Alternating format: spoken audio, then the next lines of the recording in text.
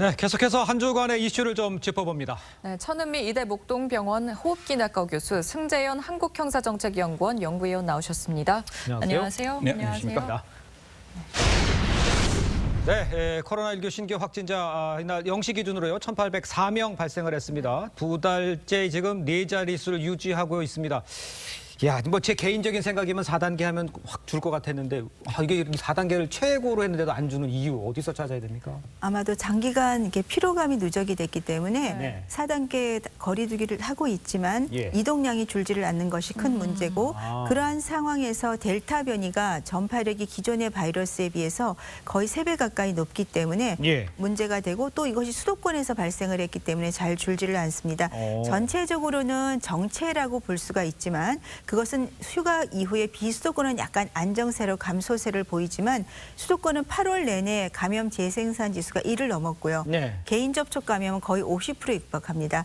이 말은 앞으로도 수도권은 확산세가 유지될 확률이 매우 높다고 생각합니다. 그렇군요. 네, 지금 리포트에서 보신 대로 백신 접종 완료자에 한해서 이 사적 모임 인원 제한이 완화가 되면서 자영업자들이 좀 숨통이 트이는가 싶었긴 했거든요. 그런데 또 일각에서는 1차 백신 접종자까지 이거를 포함해달라 이러는데 괜찮은 겁니까 이거?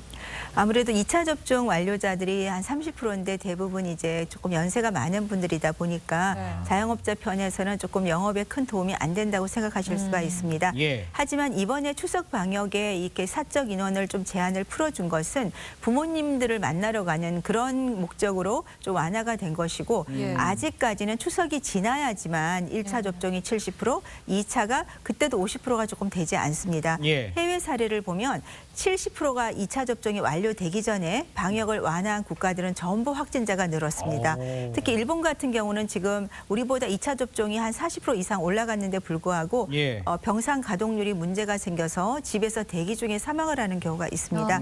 저는 10월 말 정도에 2차가 70% 이상 됐을 때 방역을 서서히 완화하게 되면 자영업자분들도 안정적으로 영업을 할 수 있고 예. 국민들도 이 병상 문제 해결과 더불어서 경구치료제가 나오게 되면 예. 위드 코로나의 첫 발걸음을 뗄 수 있다. 하지만 지금 추석 방역을 완화하는 목적의 한 가지도 위드 코로나를 시범적으로 해보는 목적도 있다고 생각합니다. 예. 그러면 이 상태에서 우리가 다시 방역 완화를 유지하기 위해서는 국민들이 최대한 이동량을 감소시켜야 될 것 같습니다. 그러니까 이제 자영업자들이 요청한 1차 백신 접종자가 좀 확대해달라. 그래야 좀 이게 비즈니스가 좀 돌아갈 것 같다라고 하지만 방역 입장에서는 불가능하다, 절대 불가능하다 이렇게 보시는 거군요. 아무래도 위험이 좀 있고 네. 그 시기가 한 달 정도만 조금 더 연장이 되는 것이고 예. 그 후에 본격적으로 위드 코로나를 가게 되면 알겠습니다. 자영업자 편에도 훨씬 도움이 될 수 있다고 지켜봐야겠네요. 생각합니다. 예, 그럼 70% 1차 접종이 가능할 것으로 보고 있는 추석 전 이건 가능합니까? 네, 지금으로서는 정부가 이제 모더나 백신이 좀 수급이 다시 5일까지 순차적으로 들어온다고 얘기하셨고 예. 화이자나 아스트라제네카는 지금 계획대로 들어오고 있기 때문에 그 대신에 18세, 49세 젊은 층께서 이 백신 접종에 굉장히 적극적으로 임해 주셔야 되는데 예. 일부 부작용에 대한 불안감 때문에 조금 낮은 것 같습니다. 이분들이 80% 이상 90% 접종을 해주시게 되면 예. 아마 더 빨리 위드 코로나를 갈 수 있고 그렇기 때문에 이런 부작용에 대해서 정부가 인과관계를 좀 더 철저하게 규명해 주시고 또 이미 증명이 된 부작용에 대해서는 적극적인 지원을 해주시는 것이 필요할 것 같습니다. 네, 그런데 이런 가운데 유통기한이 지난 백신 접종 사고가 잇따르고 있습니다. 울산에서는 91명에게 유통기한이 지난 화이자 백신을 접종을 했거든요. 이분들 괜찮을까요? 네, 보통 일반적인 백신은 유통기한이 한 3년 정도 되는데요. 코로나19 백신은 처음 나온 백신이라 상당히 조심스럽게 네. 유통기간이 우리 존슨앤존슨 얀센 백신은 3개월이었고요. 예. 일반적인 RNA 백신 6개월로 유지가 되어 있습니다. 예. 그렇지만 이것이 어떤 데이터가 있어서 이렇게 한 것은 아니고 예. 얀센 백신이 너무 3개월 짧다 보니까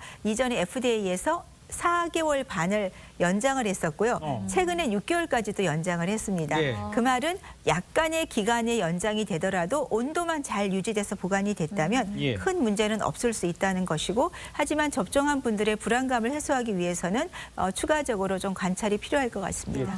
저희가 이제 그 델타 변이가 오는 걸 감지를 못해서 처음 이렇게 4차 유행까지 네. 왔잖아요.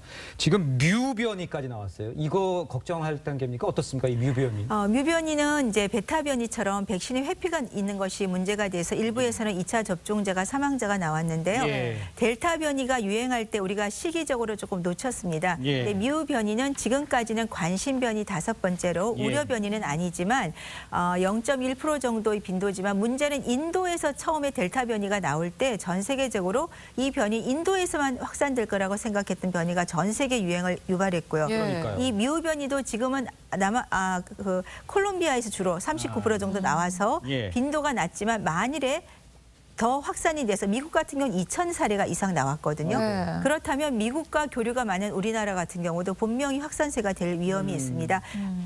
델타 변이의 그런 걸 우리가 교육 삼아서 조금 더 철저하게 해외에서 입국자에 대해 관리가 필요할 것 같습니다. 알겠습니다. 자, 지금까지 천은미 교수였습니다. 고맙습니다. 감사합니다. 자, 저희는 이제 다음 주제로 좀 넘어가 보도록 하겠습니다. 자, 전자 발찌를 훼손하고 여성 2명을 살해한 혐의를 받고 있는 이 강윤성. 처음 노린 범행의 대상이 따로 있었다고 한다고요? 네. 좀 어떻게 보면 강윤성 웬만큼 이렇게 범죄 수법을 보면 어느 정도 한계가 나오는데 지금 네. 강윤성 이렇게 수사를 하면 수사를 할수록 새로운 사실이 드러나는데요. 원래 지금 피해자 외에 원래 자기가 연락했던 사람은 다른 제3의 여성이었다라는 네. 이야기가 경찰청에서 이야기를 했습니다. 사실 제일 처음에 여성에게 전화를 했는데 첫 번째는 전화번호를 몰라서 연락이 안 되었다. 그래서 지금 피해 여성한테 연락을 해서 피해 여성이 이제 집에 오게 되었는 거죠. 예. 첫 번째 여성 살해하고 난 다음에도 다시 이 여성에게 전화를 합니다. 다만 그 장소가 의견 소통의 잘못으로 다른 장소가 만들어지는 바람에 피해 여성 그로부터 이제 그 살인을 피하게 됐는데요. 네. 도대체 이런 위험한 사람이 왜 우리와 더불어 함께 살아야 되는지 저는 예. 이 사건을 보면서 나온 지가 3개월밖에 안 됐는 사람인데 네. 어떻게 이렇게 많은 사람들의 여성분들을 알게 되었을까?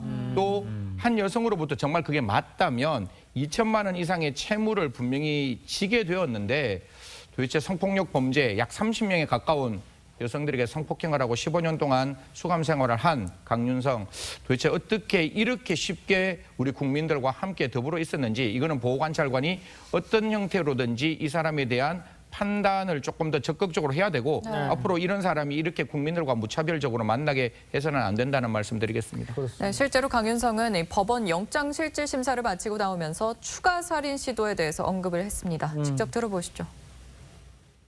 하실 말씀 없으세요?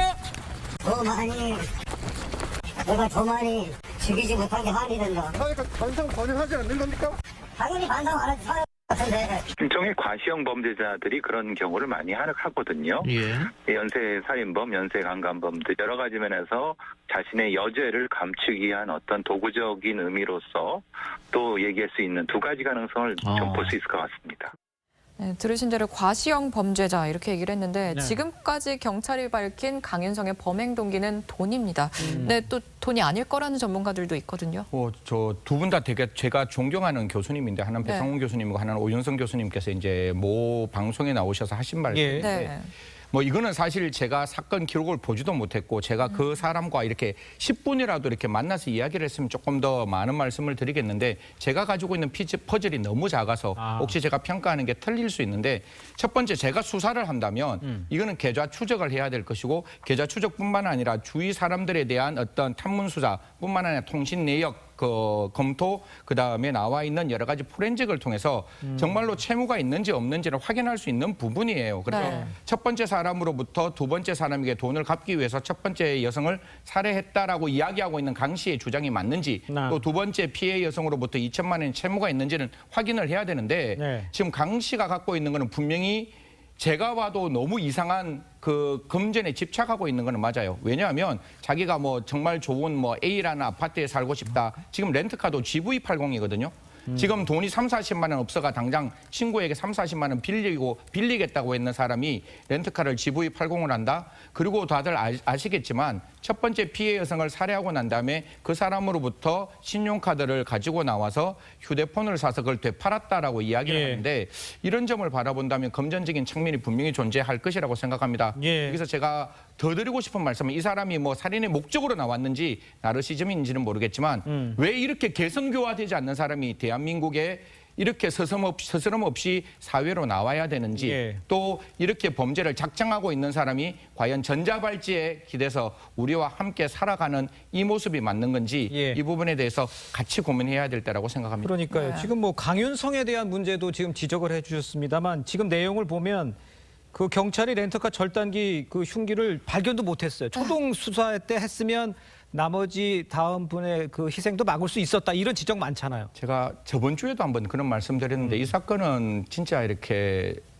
전 모든 기관이 엉망진창인 수사를 진행했는 듯한데요. 네. 지금 렌트카가 제가 빈 공간이 28일이 빈 공간이에요. 28일 이 사람이 범행을 없는 그 빈 공간에 예. 렌트카를 찾았어요. 그래서 렌트카를 열기 위해서 3시간이나 공을 들였대요. 그럼 3시간 공을 들였으면 안에 열어봐서 무엇이 있는지를 확인해야 되는데 그러니까요. 그냥 렌트카 대업체에게 그냥 전달했다라고 이야기합니다. 예. 경찰이나 보호관찰관 서로 자기 권한을 서로 미루고 있는 듯한 모습인데요. 경찰이 이야기합니다. 보호관찰소에서 갖고 있는 주무일이기 때문에 예. 우리가 이 일에 대해서 굳이 좀 깊이 들어가는 어려웠다. 예. 그리고 이 사람은 지금 자살로 신고받았기 때문에 예. 이 사람이 신원을 찾는 게 훨씬 더 중요했다라고 이야기하는데요. 예. 거듭 말씀드리지만 전자발찌 자르면 7년 이하의 징역에 해당되는 현행범입니다. 좀 이런 어떤 핑계가 아니라 정말 대한민국 국민의 생명과 재산을 지키는 것이 제1의 목적이라면 좀 경찰과 보호관찰관 장관께서 말씀했다시피